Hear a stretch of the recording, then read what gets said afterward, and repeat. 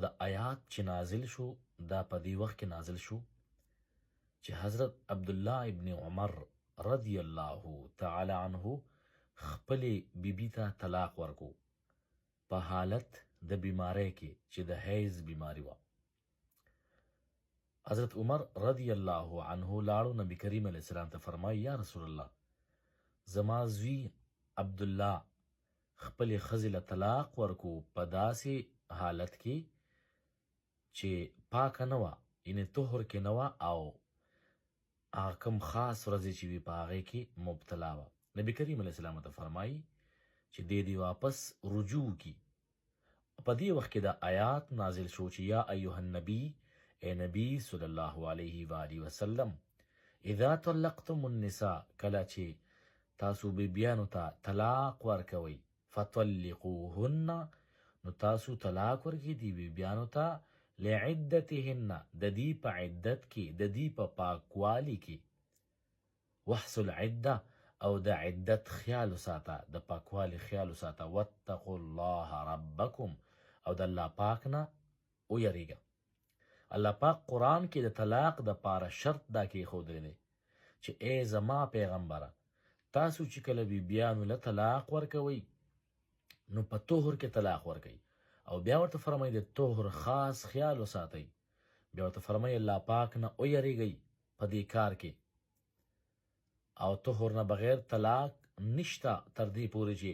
حضرت عمر رضی الله تعالی عنه نبی کریم علیه السلام ورته فرمایل چې خپل زوی ته عبدالله ابن عمر ته ووایه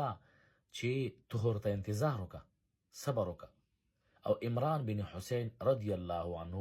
اصحاب رسول فرمایي صحیح حدیث دی چې سنت طلاق کم یو دی چې نبی کریم علیه السلام په وخت کې او حضرت ابوبکر رضی الله عنه په وخت کې چې سنت طلاق دغه دی چې کله ښځه پاکه شي په طهر کې شي بیا به ورته په طهر کې طلاق ورکړي. دا په قرآن کې راغلی دی الله پاک حکم کړی دی. الله پاک زمون رب دی.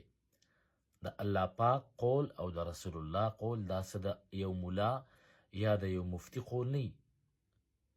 دا قول به منئ که د مقابله کې د مفتی د ملا قول راشي هغه پرېښودل په تاسو واجب دي.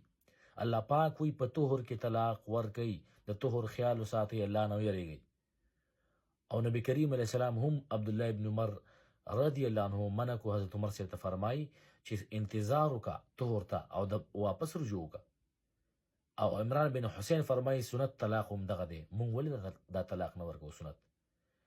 مونږ ښځه بیماری او بیماری کې طلاق ورکو ښځه د ماشوم بیماری د ماشوم بیماری کې طلاق ورکو. اسلام او قرآن مونږ شاته پرېښی دی مونږ خپله فرقه کې نښتي یو قرآن او احادیثو سره مقابله کوو او د یو ملا قول مو راټینګ کړی دی. طلاق دپاره اول نمبر شرط طهر دی. د ښځه به بیماری کې نه وي دا ښځه به بیماری نه پاکه وي هغه پاکوالي کې به ښځې سره نزدېکت نه وي شوی که نزدېکت شوی بیا به انتظار کیږي کیدای شي د نزدېکت نه ماشوم پیدا شي وروستو. نو اسلام داسې مذهب نه دی چې ماشوم په ګېډه باندې وي او خاوند دې ورته طلاق ورکړي نه ماشوم ته په انتظار کیږي. او طهر کې دا خبره ده چې طهر کې ښځه ځان پاک کی ځان صفا کی ښایسته ښکاري او بیماری کې به ځکه طلاق نه ورکړي چې بیماری کې خاوند اکثر ښځې ته غوسه د ښځې ټول بدن یعنی د وینې د وجې ګنده وي ښځه صفا نه وي ښځې ته زړه نه کېږي په دې وخت کې به طلاق نه ورکړي چې کله پاکه شي ښځه اولامبي او د سړي مطلب پاکوالي کې ښځې سره مخامخ شي بیا به طلاق ورکوي که طلاق یې زړه وي. لہذا طلاق طریقه د قرآن او حدیث نه وپیژنئ او طلاق سنت ورکوي طلاق د قرآن مطابق ورکوي د قرآن د الله او د رسول خلاف طلاق د ملا په خوله باندې مه ورکوئ. وما علینا الا البلاغ المبین.